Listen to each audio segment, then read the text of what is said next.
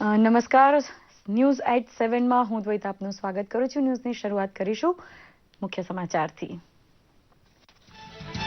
પ્રધાનમંત્રીએ પ્રવાસી ભારતીય આલમને કોલ આપતા કહ્યું, પાસપોર્ટના કલર કરતા લોહીના સંબંધ ભારતને ખપે છે. વૈશ્વિક નોકરી ધંધા માટે યુવા પેઢીને તૈયાર કરવા પ્રવાસી કૌશલ્ય વિકાસ યોજના શરૂ કરવા કરી જાહેરાત. વાઇબ્રન્ટ ગુજરાત ગ્લોબલ ઇન્વેસ્ટર સમિટના મંગળમય પ્રારંભ માટે આવતા પ્રધાનમંત્રીને વાઇબ્રન્ટ વેલકમ આપશે ગુજરાત. મૂડીરોકાણ માટેનો ગ્લોબલ મેળાવડો યોજનાર ગુજરાત આખા દેશ માટે કરશે ફાયદાની મહેનત.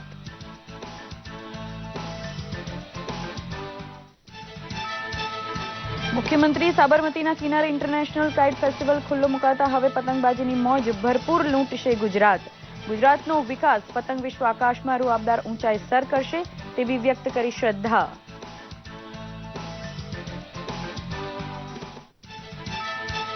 કુદરતે જેમને મારા તમારા કરતા કંઈક ઓછું આપ્યું છે તેવા દિવ્યાંગજન સાથે પતંગ ઉડાડી તેમની ઉત્તરાયણ યાદગાર બનાવે છે મુખ્યમંત્રી. વિકલાંગજનમાં દિવ્યતા નિહાળનાર પ્રધાનમંત્રી પ્રત્યે આભારવશ બની સૌએ પોતપોતાના આકાશમાં ઉડાડ્યો મોજનો પતંગ. ગાંધીનગરના આકાશમાં સુખોઈ યુદ્ધ વિમાનની દિલધડક કવાયત નિહાળી પ્રભાવિત થયું ગુજરાત. વાઇબ્રન્ટ સમિટ પ્રસંગે યોજાનાર એર શોમાં હવાઈ દળની પ્રહાર શક્તિનું નિદર્શન બનશે ખાસ આકર્ષણ. સૂર્યકિરણ ટીમના પેરાશૂટરને શાબાશી આપે છે ગાંધીનગર. સૌરાષ્ટ્રની જુવાની કેટલી ખડતલ છે તેની કસોટી કરતી ગિરનાર આરોહણ સ્પર્ધામાં દીકરીઓનો દબદબો છવાયેલો રહેતા હરખાયું ગુજરાત. ભાઈઓ માટે 5,500 અને બહેનો માટે 2,200 પગથિયા ચડવા ઉતરવાનો રખાયો હતો ટાર્ગેટ. અને ડિજિટલ ચીપ ધરાવતો ઈ પાસપોર્ટ ઇસ્યુ કરવાનું કામકાજ ફેબ્રુઆરીમાં સુરતથી શરૂ થાય તેવી ભરપૂર કોશિશ કરે છે સાંસદ CR પાટીલ. હીરા ઉદ્યોગને લીધે વિશ્વ પ્રવાસીઓની અધિક સંખ્યા ધરાવતા સુરતમાં ઈ પાસપોર્ટ કાઢી આપવા માટેની આગોતરી તૈયારી થઈ ચૂકી છે. સમાચાર વિસ્તારપૂર્વક. પ્રવાસી ભારતીય દિવસ સંમેલન સમક્ષ પ્રધાનમંત્રી મોદીએ જાહેરાત કરી હતી કે વૈશ્વિક નોકરી માટે યુવા પેઢીને તૈયાર કરવા ભારત સરકાર ટૂંક સમયમાં પ્રવાસી કૌશલ્ય વિકાસ યોજના શરૂ કરશે. PIO કાર્ડ ધરાવતા NRIને હવે OCE કાર્ડ કઢાવી લેવાની તાકીદ કરતા પ્રધાનમંત્રીએ કહ્યું હતું કે ઓવરસીઝ સિટીઝન્સ ઓફ ઇન્ડિયા કાર્ડમાં OCIના રૂપાંતર માટેની છેલ્લી તારીખ 31 ડિસેમ્બર 2016થી વધારી 30 જૂન 2017 કરવામાં આવી છે. તેમણે કહ્યું હતું કે અમારા માટે પાસપોર્ટનો કલર નહીં પરંતુ લોહીનો સંબંધ મહત્વનો છે. દર વર્ષે ભારતમાં $69 બિલિયન મોકલતા NRIના યોગદાનને મહત્વનું ગણાવતા તેમણે કહ્યું હતું કે બ્રેઇન ડ્રેઇનને અમે હવે બ્રેઇન ગેઇનમાં બદલવા થનગની રહ્યા છીએ. કાળા નાણાં સાથે ભ્રષ્ટાચારનો ખાત્મો બોલાવવા માટે ભાજપ સરકારે આદરેલી ઈમાનદારીની લડાઈને ટેકો આપવા બદલ તેમણે પ્રવાસી ભારતીય આલમનો આભાર માન્યો હતો. પ્રવાસી ભારતીય સંમેલનમાં મુખ્ય અતિથિ એવા પોર્તુગલના પ્રધાનમંત્રી એન્ટોનિયો ડિસ્કોઝાએ ખાતરી આપી હતી કે સાંપ્રત સમયના દરેક પડકાર ઝીલવામાં પોર્તુગલ હંમેશા ભારતનું મિત્ર બની રહેશે. પોતાના પિતા ગોવામાં વસતા હતા તે નાતે ભારતમાં વતન જેવી લાગણી થતી હોવાનો એકરાર પણ પ્રધાનમંત્રી એન્ટોનિયો ડિકોસ્ટાએ કર્યો હતો.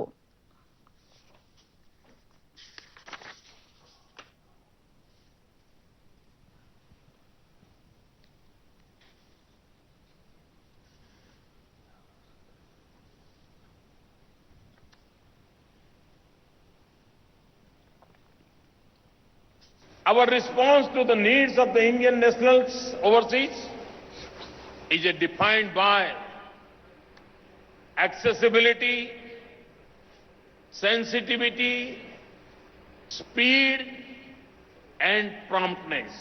We are there for you when you need us. The security of Indian nationals abroad is of utmost importance to us. हम पासपोर्ट का कलर नहीं देखते हैं, खून का रिश्ता सोचते हैं. Portugal and India have a centuries-old relationship based on historical, culture and personal ties. With this visit, I want to renew and adapt this relationship to address both present and future challenges.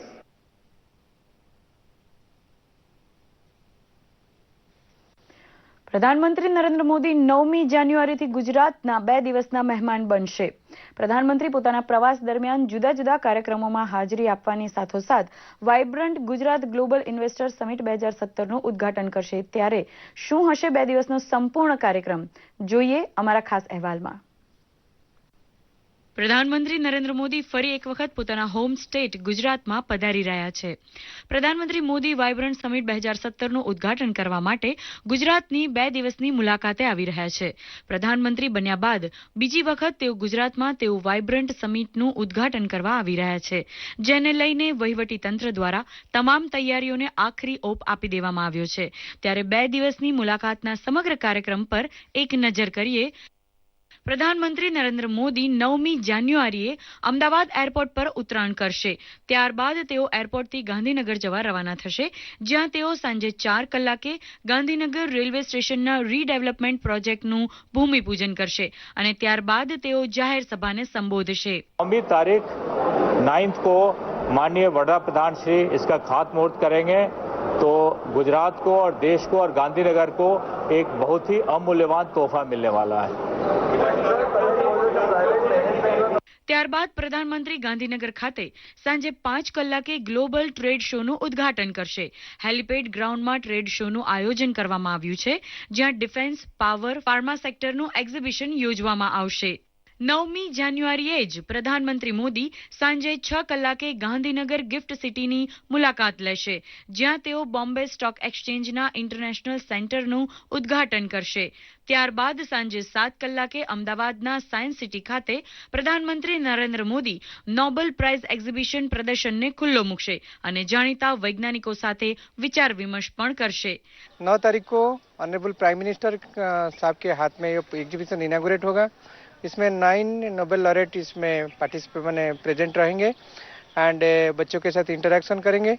10મી જાન્યુઆરી એટલે કે મંગળવારે સવારે 10 વાગ્યાથી પ્રધાનમંત્રી વિવિધ દેશોના રાષ્ટ્રીય વડાઓ અને પ્રતિનિધિઓ સાથે 1-to-1 બેઠક પણ યોજશે.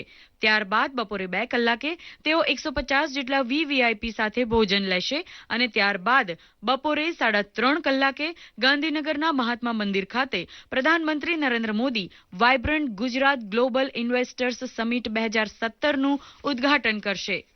10મી જાન્યુઆરીના રોજ સાંજે 6 કલાકે ફોર્ચ્યુન 500 કંપનીઓમાં સામેલ 30 કંપનીઓના સીઈઓ સાથે પ્રધાનમંત્રી Modi global CEO round table બેઠક કરશે.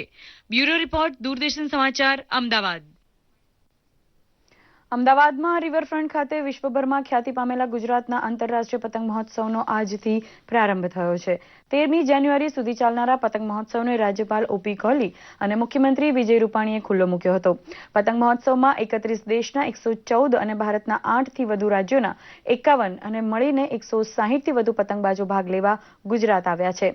મહોત્સવના ભાગરૂપે શહેરના વિદ્યાર્થીઓએ સૂર્ય નમસ્કાર તથા વિવિધ યોગાસન રજૂ કરી લોકોને દિલ જીતી લીધા હતા.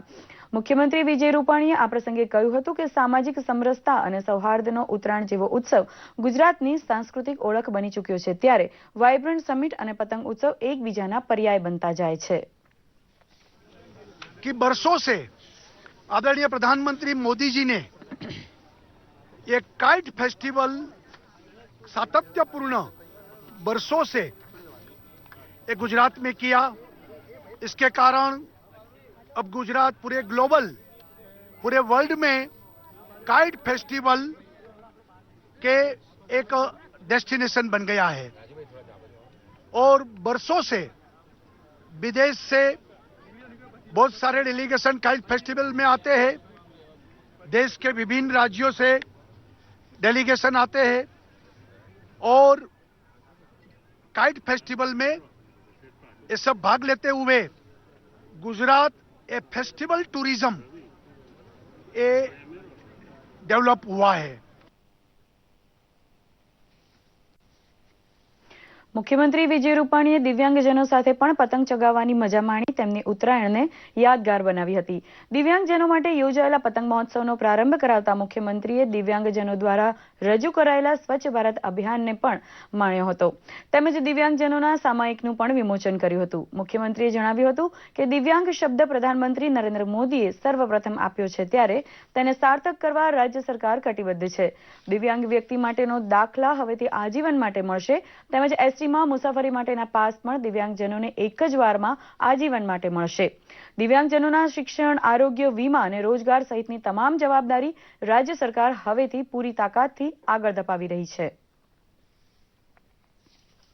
ઓમ ફાઉન્ડેશન શ્રી પ્રિતેશભાઈ અને એમની ટીમે આજે અમદાવાદના દિવ્યાંગોનો કાઇટ ફેસ્ટિવલ એમને આયોજન કર્યું છે. વડાપ્રધાન નરેન્દ્રભાઈએ વિકલાંગ શબ્દ દૂર કરીને દિવ્યાંગમાં જે લોકોમાં આત્મવિશ્વાસ ઊભો કર્યો છે અને એમને સન્માન આપ્યું છે એવા બધા લોકોને આજે ભેગા કરી અને ખૂબ આનંદ એમને મળે, અંતરનો આનંદ મળે એ પ્રકારનો કાર્યક્રમ કર્યો છે. આજે એમાં પણ હું સહભાગી થયો છું. મને પણ ખૂબ આનંદ થયો છે. જ્યારે આજે મુખ્યમંત્રી શ્રી વિજયભાઈ આ કાર્યક્રમમાં ઉપસ્થિત રહ્યા તો અમે વિજયભાઈને જ્યારે મળ્યા ત્યારે એટલું કીધું કે દિવ્યાંગ પતંગ મહોત્સવમાં ખાલી પતંગ ઉડાડવાનો કાર્યક્રમ નથી. અમે આ કાર્યક્રમની અંદર દિવ્યાંગ સેતુ નામનું રાષ્ટ્રીય હિન્દી મેગેઝિન તમારાથી વિમોચન કરાવવાનું છે. દિવ્યાંગો જે ભારતભરના છે, ગુજરાતભરના નહીં, ભારતભરના દિવ્યાંગો માટે કોટિંગ મશીન પેન્સિલથી રહી રબર કોટિંગ કરી શકે અને રોજના 350 રૂપિયા એક દિવ્યાંગ સરળતાથી કમાવી શકે એવા મશીનનું વિમોચન, ઉદ્ઘાટન, રૂ બનાવવા માટેના મશીનનું ઉદ્ઘાટન, આવી અનેકવિધ પ્રવૃત્તિઓ કરવાના છીએ. આજે તો દિવ્યાંગ મહોત્સવ બધા ભેગા થઈ ગયા અને સરસ મજા આવી. વિજય રૂપાણી અમને પૂરો સપોર્ટ આપ્યો હતો અને આગળ વધવાની ખૂબ પ્રેરણા આપી હતી. યુવાનોને શરમાવી દે તેવા 77 વર્ષીય પતંગબાજ વિઠ્ઠલભાઈ દેલવાડિયા પણ વિશાળ પતંગ તેમજ એક સાથે 500 જેટલી પતંગોથી આકાશને રંગબેરંગી કરી રહ્યા છે. 25થી વધુ આંતરરાષ્ટ્રીય પતંગ મહોત્સવમાં ભાગ લઈને વિઠ્ઠલભાઈએ 150થી વધુ ટ્રોફીઓ સાથે 4 ગોલ્ડ મેડલ મેળવી ગુજરાતનું નામ રોશન કર્યું છે. તો ચાલો આપણે પણ નિહાળીએ વિઠ્ઠલભાઈની પતંગબાજી. ફિરકીના તાલે પતંગોને આકાશમાં નચાવતા આ છે નવસારીના જલાલપોર તાલુકાના સાગરા ગામના 77 વર્ષીય વિઠ્ઠલભાઈ દેલવાડિયા. દક્ષિણ ગુજરાતના એકમાત્ર વિઠ્ઠલભાઈ અવનવી ડિઝાઇનના નાયલોનની પતંગો પોતાની કારીગરીથી જાતે બનાવી એક સાથે 500 જેટલી પતંગો આકાશમાં સુશોભિત કરે છે. પતંગબાજીનો શોખ ધરાવતા વિઠ્ઠલભાઈએ દેશ અને વિદેશોમાં કાઇટ ફેસ્ટિવલમાં પોતાનું કરતબ બતાવ્યું છે. 12 વર્ષની ઉંમરે બિહારના પટના ખાતે પતંગ મહાઉત્સવમાં ભાગ લઈ પ્રથમ ક્રમ સાથે વિઠ્ઠલભાઈ રાજેન્દ્ર પ્રસાદ, અટલ બિહારી વાજપેયીજીથી માંડીને નરેન્દ્રભાઈ મોદીના હાથે સન્માન મેળવી ચૂક્યા છે. આ સાથે તેમને મદ્રાસમાં એક દોરી સાથે 501 પતંગ ચગાવી રેકોર્ડ પણ સર્જ્યો હતો. તો 8 થી 14 જાન્યુઆરીએ યોજાનારા આંતરરાષ્ટ્રીય પતંગ મહોત્સવ દરમિયાન અમદાવાદ, વડોદરા, રાજકોટ, સાપુતારા, સુરત અને વલસાડમાં વિદેશી પતંગબાજો સાથે પતંગ ચગાવી લોકોને મંત્રમુગ્ધ કરશે. ગુજરાત ટુરિઝમ દ્વારા યોજાતા 30મા ઇન્ટરનેશનલ કાઇટ ફેસ્ટિવલમાં તારીખ 7મી જાન્યુઆરી 2017ના દિવસે મારે ઉપડવાનું છે અને 8 અને 9 અમદાવાદ, 10મી તારીખે વડોદરા, 11મી તારીખે સુરત, 12મી તારીખે સાપુતારા અને 13મી તારીખે વલસાડ સુધીનો મને પ્રોગ્રામ આપવામાં આવ્યો. અત્યાર સુધીમાં મેં 4 ગોલ્ડ મેડલ મેળવ્યા છે, એક પ્રાઇમ મિનિસ્ટર એવોર્ડ મેળવ્યો છે અને 4 ચીફ મિનિસ્ટર એવોર્ડ મેળવ્યા છે. 77 વર્ષના વિઠ્ઠલભાઈની પતંગબાજી સમગ્ર પંથક માટે ગરિમારૂપ બની છે. વિઠ્ઠલભાઈ પતંગ આકાશમાં ચગાવતા હોય ત્યારે નવસારી પંથકના લોકો આ લાહવો લેવાનું ચૂકતા નથી. સાથે જ માર્ગો પરથી પસાર થતા લોકો પણ આ નજારો જોઈને અટકી પડતા આનંદમાં આવી જાય છે. એ અમારા માટે સન્માનની વાત છે કે જે એક આપણા દેશ માટે અને અમારા એરિયા માટે તો ખાસ એ 77 વર્ષની ઉંમરે પણ આજે એક યુવાનોને શરમાવે એના કરતાં પણ ઘણી સારી રીતે એ લોકો જે કરે છે એ કાઇટ ફેસ્ટિવલમાં દરેક આંતરરાષ્ટ્રીય ક્ષેત્રે પણ જાય છે. એટલે અમારા વિસ્તાર માટે તો બહુ સન્માનની વાત છે. કાકાને પતંગ ચગાવવા માટે જતા જોયા એટલે અહીંયા જોઈને આ બસ મજા માણવાનું મન થયું ને બહુ સારો અનુભવ રહ્યો છે અને ઘણા ટાઈમથી જોયો છે. લગભગ કાકા ઘણા ટાઈમથી આ પતંગ ચગાવી રહ્યા છે અને અમે દર વર્ષે આવીને એમને નિહાળીએ છીએ. મહત્વનું છે કે વિઠ્ઠલભાઈ પાસે 38 પ્રકારની પતંગોની વેરાયટી સાથે 18 મિલીમીટરનું મિનિચર કાઇટ સાથે 15 ફૂટનો રોલ પતંગ તેમજ 42 ફૂટનો બ્લેક લોબ્રા પતંગ ઉડાવી દેશ વિદેશ અને રાજ્યોમાં પોતાનું કૌશલ્ય બતાવી 150 થી વધુ ટ્રોફી સાથે 4 ગોલ્ડ મેડલ મેળવી ગુજરાતનું ગૌરવ વધાર્યું છે. દૂરદર્શન સમાચાર માટે નવસારીથી રાજેશ રાણાનો અહેવાલ. જૂનાગઢના પ્રસિદ્ધ ગિરનાર પર્વત ખાતે આરોહણ અવરોહણ સ્પર્ધા યોજવામાં આવી હતી. ગિરનાર પર્વતે ચડવાની સ્પર્ધામાં 1295 ભાઈ બહેનોએ ઉત્સાહભેર ભાગ લીધો હતો. આ સ્પર્ધામાં ભાઈઓ માટે 5500 પગથિયા અને બહેનો માટે 2200 પગથિયાનો ટાર્ગેટ આપવામાં આવ્યો હતો. વહેલી સવારે કૃષિ અને ઉર્જા મંત્રી ચીમનભાઈ સાપરિયાએ લીલી ઝંડી ફરકાવી સ્પર્ધાને શરૂ કરાવી હતી. સ્પર્ધકોએ જુસ્સાફેર સ્પર્ધા પૂરી કરીને નવા રેકોર્ડ સ્થાપિત કર્યા હતા.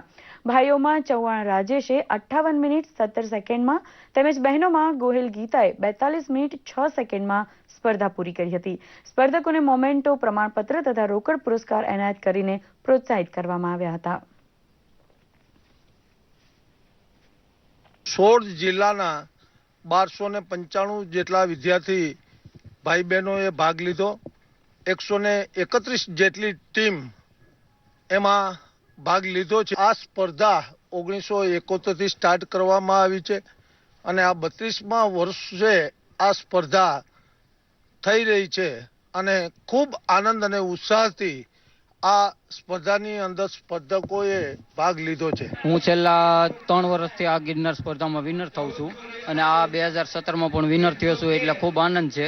અને મેં છેલ્લા 10 દિવસની પ્રેક્ટિસ કરેલી હતી અને ફર્સ્ટ નંબર આવ્યો છું એટલે આનંદ છે. 1295 વિદ્યાર્થીઓમાં મેં ફર્સ્ટ નંબર મેળવ્યો છે એટલે મને ખૂબ આનંદ છે. મારું નામ છે ગોહિલ ગીતા કેશાભાઈ. મૂળ વતન છે મારું શ્રી ઢેરુકી ગ્રામ પંચાયત.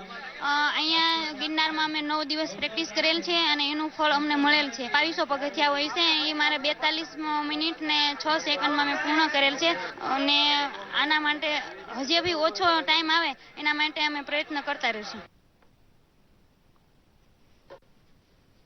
સુરતના સાંસદ CR પાટીલે જણાવ્યું છે કે ફેબ્રુઆરી મહિનાથી પાસપોર્ટમાં ડિજિટલ ચિપ લગાડવાની કામગીરી સુરતથી શરૂ થાય તે માટે પોતે ભરપૂર કોશિશ કરવાના છે. સુરતમાં પાસપોર્ટ કાઢી આપતી પેટા કચેરીમાં પણ પાસપોર્ટ કાઢી આપવાનું કામ હાથ ધરવાની તૈયારી પૂરી થઈ ચૂકી હોવાનું પાસપોર્ટ અધિકારી કુમાર નિત્યાનંદ કહે છે.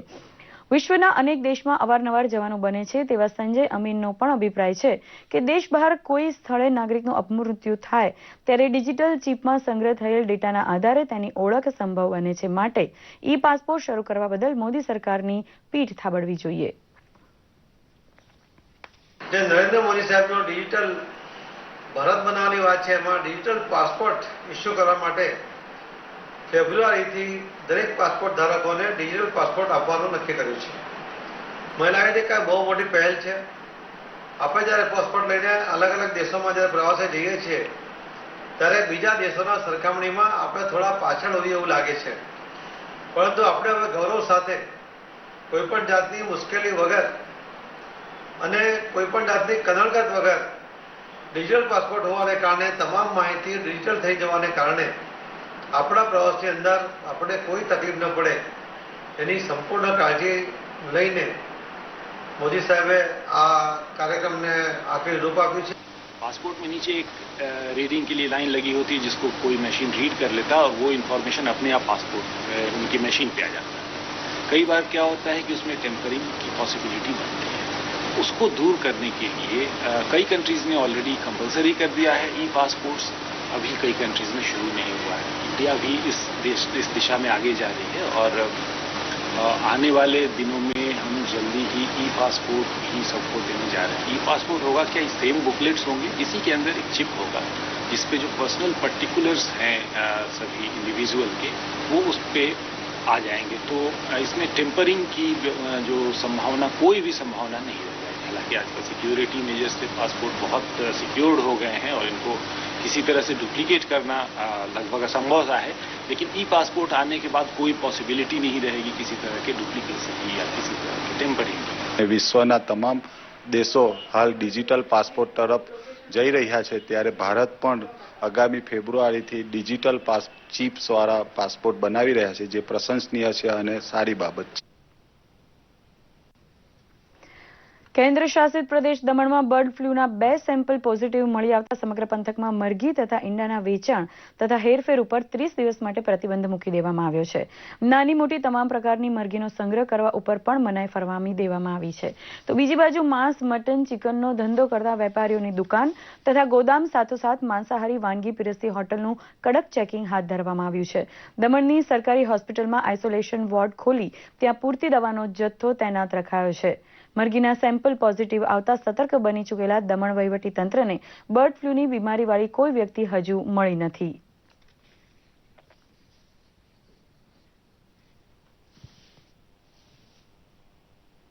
सवेरे से प्रशासन की 6-7 टीमें पूरे शहर में जो है शॉप टू शॉप जाकर के चेकिंग कर रही हैं और पोल्ट्री प्रोडक्ट न तो यहाँ से बाहर जाए न तो बाहर से यहाँ आवे. पूरा प्रशासन मुस्तैदी से इसको इम्प्लीमेंट कर रहा है. हायर ऑफिसर्स की टीम भी जो है इस समय हम पूरे नैनी दमन और मोती दमन का भ्रमण कर रहे हैं और चक्कर लगा रहे हैं और जहाँ भी कोई संदिग्ध चीज पाई जाएगी उसकी पुलिस कार्यवाही. દમણ ડિસ્ટ્રિક્ટના અંદર જે ગઈકાલે 2 ડકના સેમ્પલ હતા વેટરનરી ડિપાર્ટમેન્ટને મોકલ્યા હતા. એના અંદર H5N1 એટલે કે bird flu avian flu positive આવ્યો છે. આના અનુસંધાન અંદર કલેક્ટર સાહેબ જે સેક્રેટરી હેલ્થ છે એમને એક ઇમરજન્સી મિટિંગ ગઈકાલે રાત્રે 8 વાગે બોલાવી હતી અને બધા department, veterinary department, health department, જે જ્યુડિશિયલ મેજિસ્ટ્રેટ છે, બીજા બધા ડિપાર્ટમેન્ટને એક્ટિવેટ કર્યા હતા અને એમને ડાયરેક્શન આપી હતી કે પોતપોતાના ડિપાર્ટમેન્ટના અંદર પૂરી તરહથી પ્રિવેન્ટિવ સ્ટેપ્સ જે કંઈ લેવાના છે બર્ડ ફ્લૂના માટે એ લેવામાં આવે. ગાંધીનગરના આકાશમાં હવાઈ દળના યુદ્ધ વિમાન તથા હેલિકોપ્ટર એરોબેટિક્સ ટીમના કરતબ નિહાળી લોકો ખુશ થઈ ગયા હતા. વાઇબ્રન્ટ સમિટ નિમિત્તે યોજાનાર એર શોમાં સુખઈ યુદ્ધ વિમાન તથા સૂર્યકિરણ એરોબેટિક્સ ટીમ જોડાતા ગુજરાતને ગૌરવ પ્રાપ્ત થયું છે.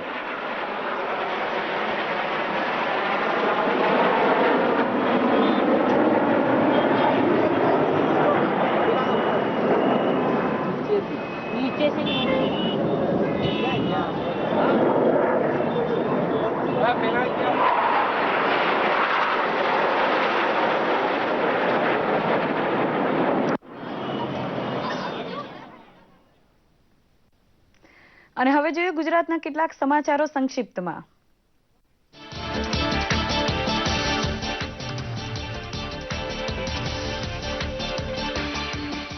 અમેરિકાના સાઉથ એશિયાના આસિસ્ટન્ટ સેક્રેટરી અને મૂળ દાહોદના નિશા દેસાઈ બિસ્વાલ વાઇબ્રન્ટ સમિટમાં ભાગ લેવા પહોંચ્યા ગુજરાત. આ પ્રસંગે તેમણે દાહોદ ખાતે ભગીની સમાજની લીધી મુલાકાત. અભિવાદન સમારોહને સંબોધતા તેમણે કહ્યું કે પ્રધાનમંત્રી મોદી ડાયનેમિક અને દૂરદર્શી નેતા. રાજકોટમાં સૌરાષ્ટ્ર યુનિવર્સિટી ખાતે 51માં પદવીદાન સમારોહને સંબોધતા રાજ્યપાલ OP કોહલીએ જણાવ્યું હતું કે આપણા યુવાનોએ મેળવેલું ઉચ્ચ શિક્ષણ સમાજને કરે સમર્પિત. સમારોહમાં યુનિવર્સિટીની વિવિધ 14 જેટલી વિદ્યાશાખાના 63,000 દીક્ષાર્થીઓને પદવી કરાઈ હતી એનાયત. મહેસાણા જિલ્લાના ગણપત યુનિવર્સિટી ખાતે 32મો આંતર યુનિવર્સિટી પશ્ચિમ ઝોન યુવા મહોત્સવ દરમિયાન 4 રાજ્યોની 40 યુનિવર્સિટીના 2000 જેટલા વિદ્યાર્થીઓએ લીધો ભાગ. 6 ડિસેમ્બરથી શરૂ થયેલો મહોત્સવ 10 જાન્યુઆરી સુધી ચાલશે, જેમાં વિદ્યાર્થીઓ જુદા જુદા કાર્યક્રમો કરી રહ્યા છે રજૂ. મહેસાણા ONGC ખાતે રાજ્ય સ્તરનું યોજાયું આદિવાસી સંસ્કૃતિ વિરાસત સંમેલન. કાર્યક્રમમાં સમગ્ર રાજ્યમાંથી આવેલા વનબંધુઓએ પોતાના સાંસ્કૃતિક વારસાને ઉજાગર કરવા માટે રજૂ કરી તેમની સંસ્કૃતિ. જુદા જુદા 11 કલ્ચરલ ગ્રુપો દ્વારા રજૂ કરાયેલા કાર્યક્રમોને નિહાળી લોકો થયા દંગ. જાતિ, આવક, રેશન કાર્ડ, જમીનની નોંધણી કે માપણી તથા જન્મ અને મરણ સહિતના દાખલાના કામોનો તત્કાલ નિકાલ કરવા છોટાઉદેપુર અને ક્વાંટના રૂમડિયા ખાતે યોજાયો સેવા સેતુ કાર્યક્રમ. નગરપાલિકાને તમામ ચૂકવણી કેશલેસ પદ્ધતિથી થઈ શકે તે માટે HFDC બેંક દ્વારા સ્વાઇપ મશીન અપાયું ભેટમાં. મોરબીમાં ચાલી રહેલા ત્રિદિવસીય યુવા જ્ઞાનોત્સવ 2017માં વિવિધ ક્ષેત્રના આગેવાનોના પ્રવચનોની સાથે વિવિધ કાર્યક્રમોનું કરાયું આયોજન. જ્ઞાનોત્સવમાં આવતા લોકો વાંચન તરફ આગળ વધે અને તેમનો માનસિક વિકાસ થાય તે માટે યોજાયો છે ભવ્ય પુસ્તક મેળો. સુરેન્દ્રનગરના મૂળી ખાતે આવેલા ભગવાન સ્વામિનારાયણનું 190 વર્ષ જૂના ઐતિહાસિક મંદિરમાં શાકોત્સવનું કરાયું આયોજન. શાકોત્સવ દરમિયાન રક્તદાન શિબિર પણ યોજાઈ, જેમાં 100 થી વધુ બોટલ લોહી એકત્રિત કરાયું. Knowledge school of performing arts દ્વારા અમદાવાદ ખાતે નોલેજ કરિયર એકેડમીનો કરાયો શુભારંભ. આ પ્રસંગે સંસ્થા દ્વારા ખાસ ગઝલ સંધ્યાનું કરાયું આયોજન, જેમાં મિતાલી નાગ અને ભૂપેન્દ્ર પટેલ દ્વારા રજૂ કરાયેલી ગઝલોએ લોકોને કર્યા મંત્રમુગ્ધ. 29 જાન્યુઆરીએ પોલિયો રવિવાર હોવાથી દીવમાં આરોગ્ય અધિકારીઓને ખાસ ટ્રેનિંગ આપવામાં આવી. જે લોકો પોલિયોના ટીપા બાળકોને આપશે તે હેલ્થ સ્ટાફને WHO દ્વારા ખાસ પ્રકારની ટ્રેનિંગ અપાઈ હતી. આ ટ્રેનિંગમાં 40 જેટલા આરોગ્ય કર્મચારીઓએ લીધો ભાગ.